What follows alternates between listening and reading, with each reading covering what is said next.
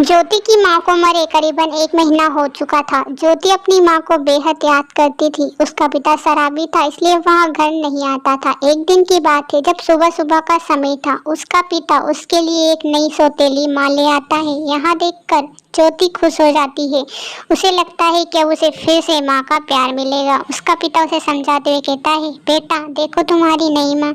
मैंने सोचा मेरी बेटी को माँ की कमी होगी, इसलिए मैं तुम्हारे लिए नई माँ ले आया। तुम्हें पसंद है या नहीं? देखो कितनी सुंदर है तुम्हारी माँ। बेटा अब से तुम्हें कोई काम करने की जरूरत नहीं है, सारा काम तुम्हारी नई माँ कुसुम संभालेगी।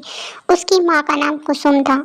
नई माँ देखकर ज्योति खुश हो जाती है। उसे लगता है कि अब उसे कोई काम करने की जरूरत नहीं पड़ेगी और उसे माँ का प्यार मिलेगा। सो अलग वहाँ अपनी माँ को देखकर खुश हो जाती है और थोड़ी ही देर में अपनी सौतेली माँ के गले लगने के लिए उनके पास जाती है।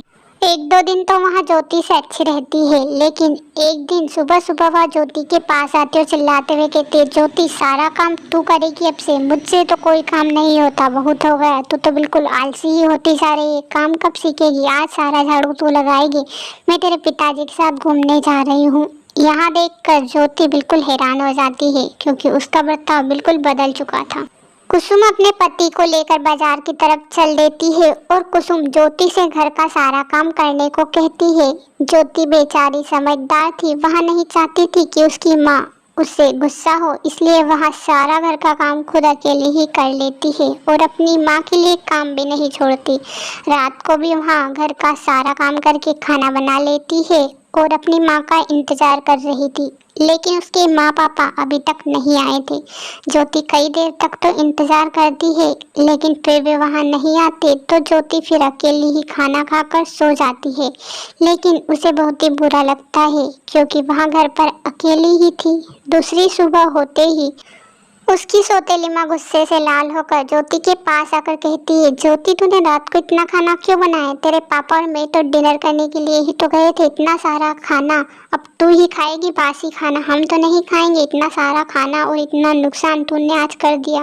ज्योति कहती है, माँ मैंने तो आपके लिए ही बनाया था, मुझे क्या पता था कि आप खाना बाहर खा कर आओगी, इसलिए मैंने आपके लिए प्याज के पराठे बनाए थे, मुझे माफ़ कर दो। क्या माफ़ करूँ? इतना सारा घर का नुकसान कर दिया है। अब 3 दिन तक तुझे खाना नहीं मिलेगा और यहाँ बासी खाना ही तू खाएगी। चल अब जंगल में जा और मेरे लिए लकड़ी लेकर आ। ज्योति बेचारी अकेले ही जंगल में लकड़ी लेने के लिए जाती है। ज्योति कभी भी जंगल में अकेले लकड़ी लेने के लिए नहीं गई थी, लेकिन यहाँ उसका पहली बार था। वहाँ अकेली ही जंगल में लकड़ी लेने चली जाती है। वहाँ पर उसे सुंदर सा तालाब दिखाई देता है और उसके पीछे खतरनाक चुड़ैल भी खड़ी थी। असल में वह चुड़ैल और कोई नहीं बल्कि उसकी माँ थी, जिसे उस पर बहुत दया आ रही थी। वहाँ उस सुंदर तालाब को देखे ही जा रही थी। ज्योति वहाँ से हटी नहीं रही थी, क्योंकि उसकी माँ के बर्ताव को देखकर उसे काफ़ी दुख हो रहा था और चुड़ैल को भी अपनी बेटी को ऐसे देखकर दुख हो रहा था। ज्योति अपने घर आती है तो उसकी माँ फिर से डांटती है, अरे ज्योति इतनी देर कैसे हो गई? आज तुझे खाना नहीं मिलेगा। तेरे प्याज के पराठे तो आज खत्म हो चुके हैं, लेकिन आज तुझे खाना नहीं दूंगी, तभी तुझे अकल आएगी। तेरी अकल ऐसे ही ठिकाने पर लानी होगी। ज्योति बेचारी बिल्कुल चुप हो जाती है। उसे बहुत ही बुरा लगता है। उसकी सौतेली माँ उस पर कहर ढाई जा रही थी। उसका पिता शराबी था, इसलिए वहाँ बाहर ही पड़ा रहता है। अब जा जल्दी जाके सारा काम कर। और वहाँ ज्योति बेचारी अकेली घर का फिर से सारा काम करने लगती है, लेकिन अब उसे खाना नहीं मिल रहा था, इसलिए उसकी हालत बिल्कुल खराब हो चुकी थी।